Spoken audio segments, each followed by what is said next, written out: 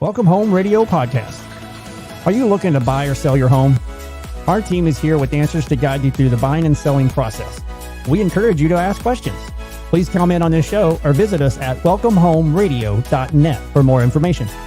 Bringing real estate, lending, and education together in one place, and to help you make the right home decision for you and your family.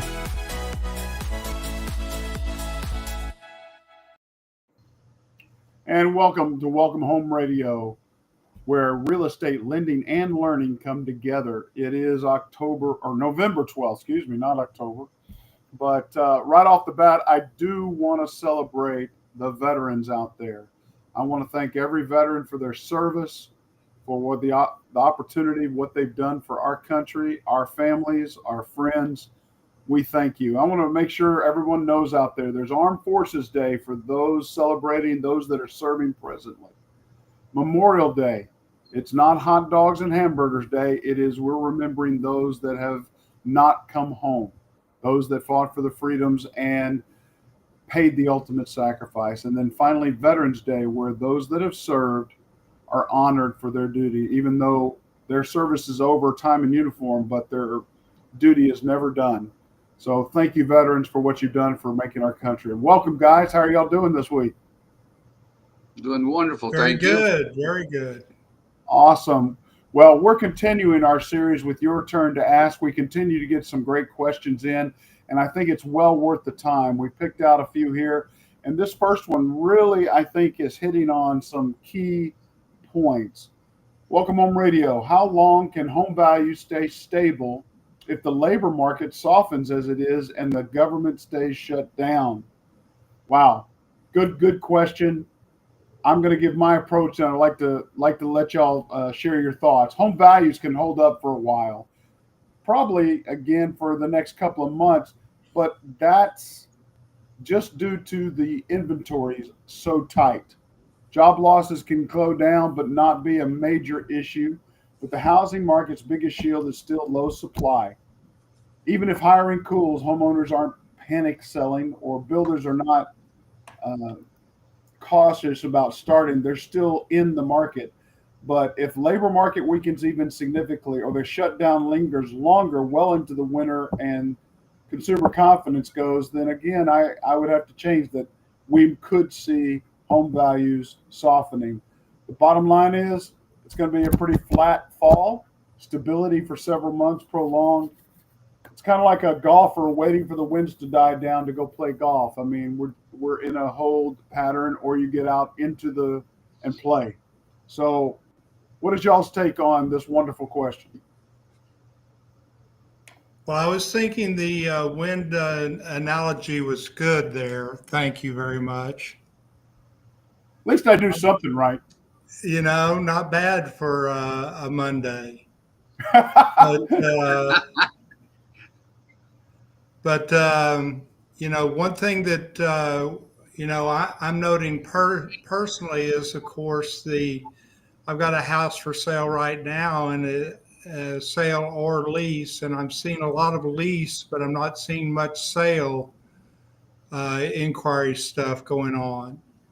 And I go back and look at it, and I'm thinking, well, maybe it's driven by the price, and I'm sure if I could put a different price on the house, it would move faster. So it looks like I'm going to be waiting it out and just leasing it out instead. So, you know, not everybody has that same flexibility I have as far as that goes, but that's my dipping the toes in the water right now experience firsthand of what I've been seeing. Jeff, what are you seeing? You know, the values are going to hold stable for quite a while, and I would expect it's definitely going to outlast the shutdown. You have to be very, very cautious when it comes to anything when you talk about politics and government aspects of what's going to happen. But I was expecting that the shutdown would end sometime after these elections that we just had last week. So that's what I've truly thought. Now, obviously, we're gonna see what's happening this next week, but I cannot see that they hold this shutdown in place for just that much longer. I mean, it's not a softening market when it comes down to it. We have a little more on inventory than we did just a few months ago because we saw those little bit of rates tick down, but not that much. I would temper that statement with in our region in the Southwest here, Absolutely. coast, they are not seeing that. Tight supply is very, very tight, very significant in waiting, and but home values are holding steady. I agree with you. I understand there's over the weekend there was some work done on the government shutdown, and I think several Democrats are finally moving their vote, should I say, because their contingencies are already complaining. But again, if it goes any longer, as well as home values, I think they'll weaken if the labor market continues to decline like it's been doing. And I'm going to throw this out there. We don't have to get into a discussion about it, but the bottom line is we're seeing major changes in the job market with AI. AI is, as the Ford CEO stated, a lot of jobs are being replaced now. We don't need first-time employees doing some things because we have AI doing so much of it. So that is a challenge that we'll see a difference, but the government shutdown has caused a lot of temperament of waiting, and home prices, I gotta believe, will weaken a little bit if it goes long. But I'm hoping it'll be over this week. So, okay, second question. WHR, Welcome Home Radio. WHR, are buyers holding back because of uncertainty or simply fatigue from higher rates? Wow. I think it's a little of both. Mostly, I think it's rate fatigue. Rates being in the sevens to eights, and a lot of times now that they've dropped, they've worn buyers down emotionally, and now you're into the holiday season. I mean, I'm already seeing Christmas stuff up, and one radio station's already playing music. So I think people are going to be holding out because we always hold out at this time. We've got gift giving, we've got travel, we've got family coming, we got whatever. But serious buyers are out there, especially those who need to move due to life events, job transfers, growing families. They're still out there, and they're negotiating very hard because it's in a buyer's market. But rates have already dropped. I mean, I know in the sevens or so forth is a challenge, but we're in the medium sixes to. I just locked in one at VA loan for 5 3/4. So rates are good, but you've got to decide what's the priorities, and I think that's where a lot of buyers are at right now.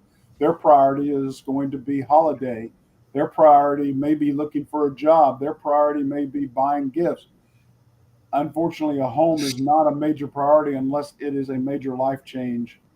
And I don't know. Sellers are out there offering good deals. I saw hey, what's it going to cost us to offer a 2-1 buy down or a 3-2-1 buy down? Those sorts of things. Sellers are in negotiation, so it's a good time to be on the buy. And builders are giving even more incentives of late.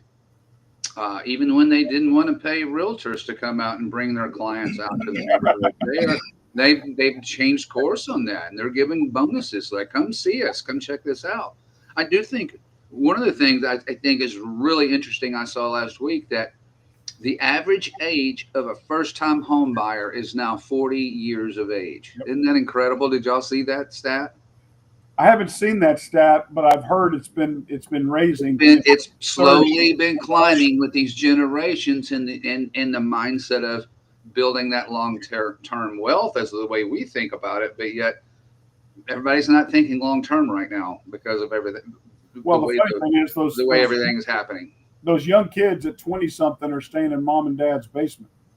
I mean, and so it's not a surprise dipping your toe in the market. I understand, but with this labor market, I got to believe there's going to be some challenges with it. That's a holdout. What's going to happen? What's going on with my job? I know Tom's not worried about it, Mr. know everything, but you're worried about those things. Well, I was just doing the math on that average age first time home buyer of 40. What are they doing getting a 40-year mortgage? Yeah, there you go. Or the average home buyer in general overall is 59. Guys, I don't know if that just kind of blew my mind, because that's not the way it's been, for all these years. It's just No, not at all. And you bring up an interesting point, Tom, because just this weekend also, I've heard FHA is considering making 50-year mortgages. Yeah, they've talked about that for years and years and years as far as going to a 40 and 50-year mortgage. I think they're getting serious about the 50-year. I really do. It would not surprise me as far as the craziness that's involved for that to happen, even though that's devastating for a homeowner.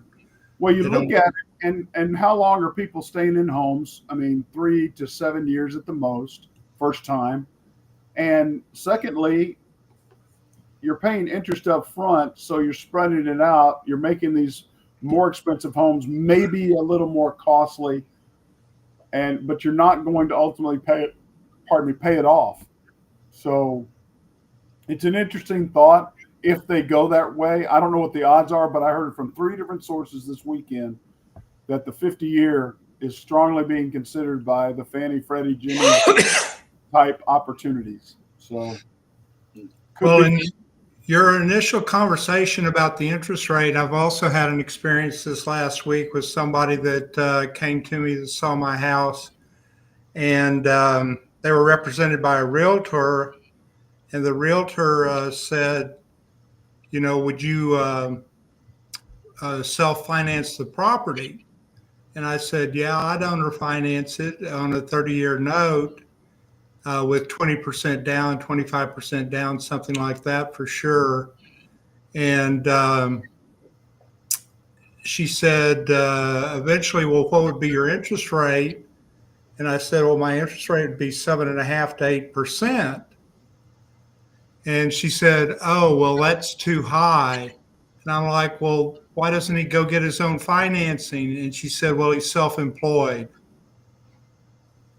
And I'm like, well, he's going to have to use if he can't tell Fannie Mae, Freddie Mac how much he makes, and I'm taking a risk on with him, I'm going to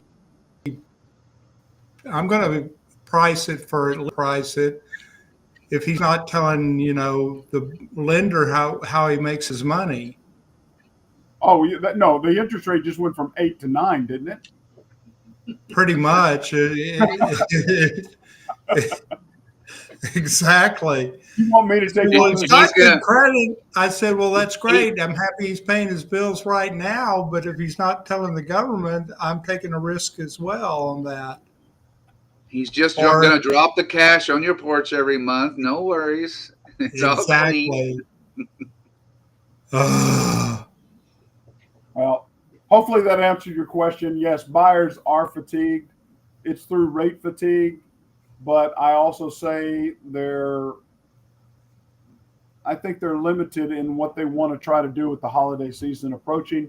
And I think the new year will bring around a lot of changes, but there are some great deals out there if you're able to finance. If you're especially in owner financing, just like Tom said, I was shocked to hear 7.5. I would have thought 9 to 12, somewhere in there, if that's the situation. So hard money lenders are still in the 9s to 10s right now. So hopefully we've helped you understand that. Finally, our third question. Welcome Home Radio. Are sellers adjusting list price to meet thinner demand, or are they waiting out the noise? I don't know what waiting out the noise really means. Say that one more time. Are sellers adjusting list prices to meet thinner demand, or are they waiting out the noise? Well, the noise is everything talking about the potential rate drops, I would assume. Well, if they're following rate, guys, if you're following just rates, let me give you my approach to this. It is Tom can give and Jeff can give theirs. It is number 14 in the top 10. It is not the number one priority you watch. The loan program, the cost of the loan, all of that. Here's an indicator. If the interest rate and the APR are greater than 1% separated, you're not doing a good mortgage for yourself. I'll just be perfectly honest. That APR, if it's higher than 1% over your interest rate, it's not a good loan. You're somewhere you're paying for that way more than you would expect. Mortgages can be refinanced, but it's ultimately, do you want to buy a home now, or do you want to wait for the push, wait for the great interest rate you think? Because we're never going to see threes again, not in our lifetime. I bet you the best we could ever see is 4 3/4. So the bottom line is, savvy buyers are looking for the deal.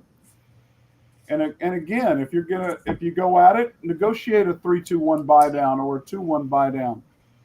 What that really means, you start off at 7, your first year is at 5%, your second year is at 6, and your permanent goes into 7. But somebody else is spending their money to get you that for that 2 years, and you might be moving out at that second year. So be out there. But savvy buyers are not waiting. They're not listening to the noise. What do y'all think? No, I think for the most part, sellers are not. I mean, I love that term, waiting out the noise, because everything you just said is the noise. That's what they're hearing, is all the confusion of what's best, or it's the right. But that doesn't mean that's going to be the perfect match for you. So you've already said it perfectly. Wow. I think, I know I'll give you that credit because we've got people listening. But I just think in general too, there's a lot of sellers who are ready to go on the market. But if people will remember 3 years ago, they overpaid by 50 grand, maybe 75 grand they paid over listing price. Remember those battles were happening? So that money that they sunk into it, if they just listen to the noise and drop their prices, they're going to be losing out of time in the long haul if they've only been there 3 to 5 years and they price bid the purchase of their home. So I think that's why they're willing to wait out the noise, as the expression goes. Well, I love the way somebody talked about a seller. They described the sellers are acting like they've got diamond homes in a gold market, confident, sparkly, and only slightly in denial. So,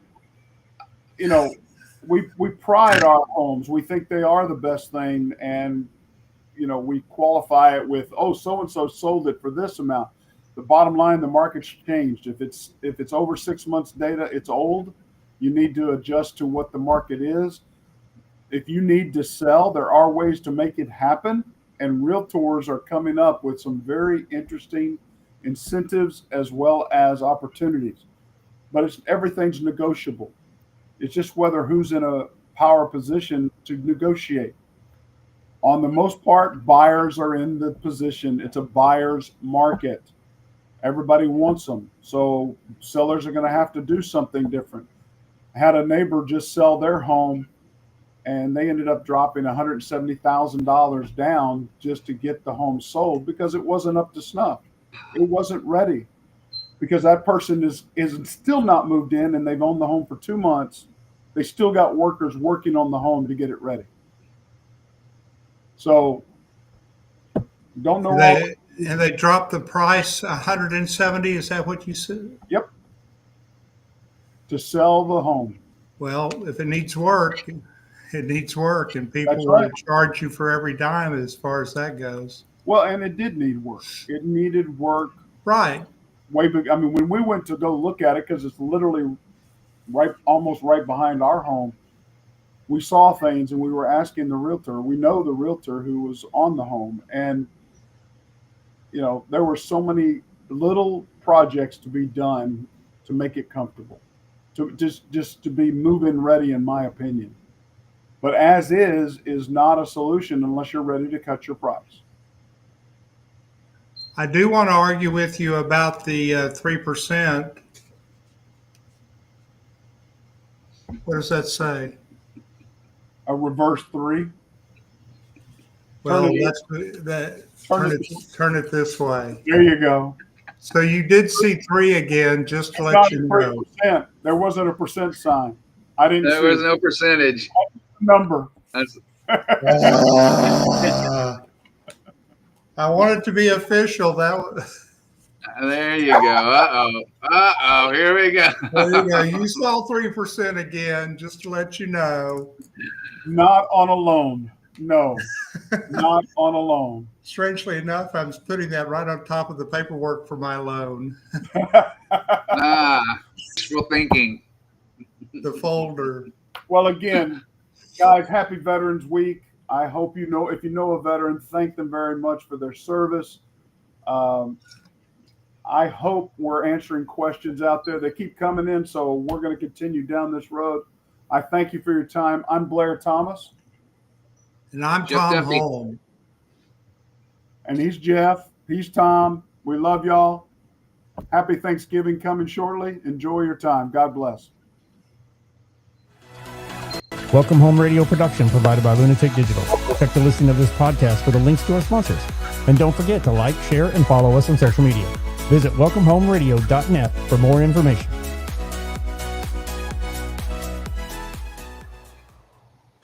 This was a Lunatic Digital production. Visit lunaticdigital.com for all your digital needs.